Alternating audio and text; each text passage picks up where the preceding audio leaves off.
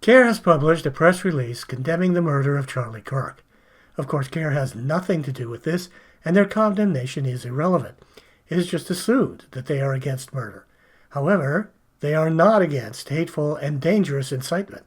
Case in point is the executive director for CAIR Chicago, Ahmed Rehab's statement, which reads, "I despise much of what Charlie Kirk stood for, his supremacy, racism, and Islamophobia, his support and cheerleading for genocide."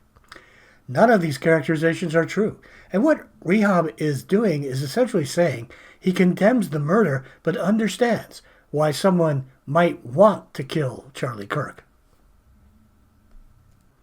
There are literally too many examples to include in this short video, starting with Dan Leonard. When CAIR found posts on Dan Leonard's Facebook mocking and scoffing at Ilhan Omar and Rashida Tlaib, they called for his resignation on TV.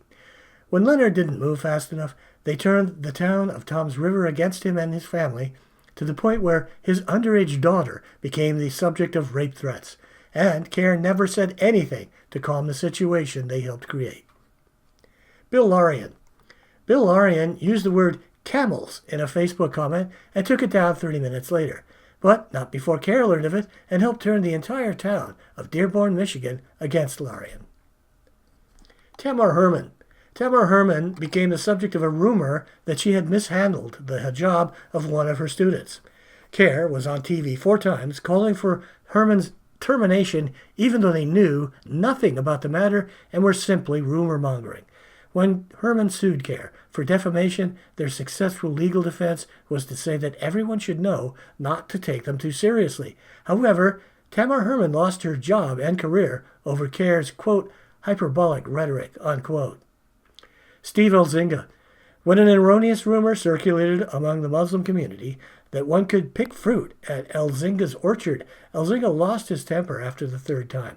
His confrontation with a non-paying Muslim was posted to social media, whereupon he began receiving death threats.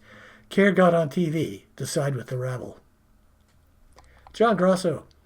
CAIR didn't like some posts on John Grosso's Facebook and began a 7-day-long media campaign on TV against Grosso while he was running for state senate. CAIR claimed Grosso was endangering members of his constituency. Grosso lost his Senate race. Elizabeth Wolf. Elizabeth Wolf was arrested, charged, and later released on bail. CAIR told lies about her on TV in order to have Wolf rearrested with a higher bail. Colleyville. CAIR was involved in a very intense international Twitter campaign to have Afia Siddiqui, a.k.a. Lady Al-Qaeda, released from prison. When someone answered their call to action and took hostages at a synagogue in Colleyville, Texas, demanding the release of Afia Siddiqui, he was eventually killed by law enforcement. CAIR claimed they had no involvement with the hostage taker.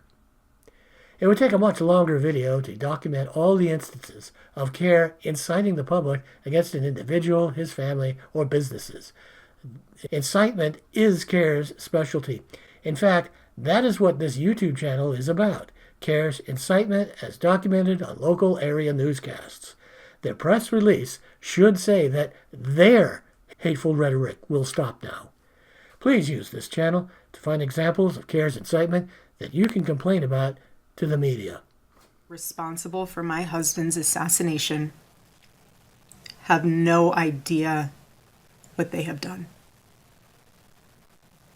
They killed Charlie because he preached a message of patriotism, faith, and of God's merciful love.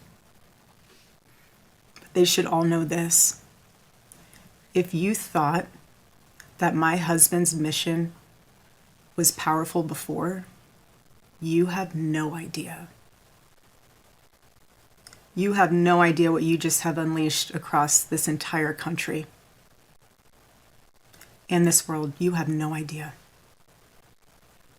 You have no idea the fire that you have ignited within this wife. The cries of this widow will echo around the world like a battle cry.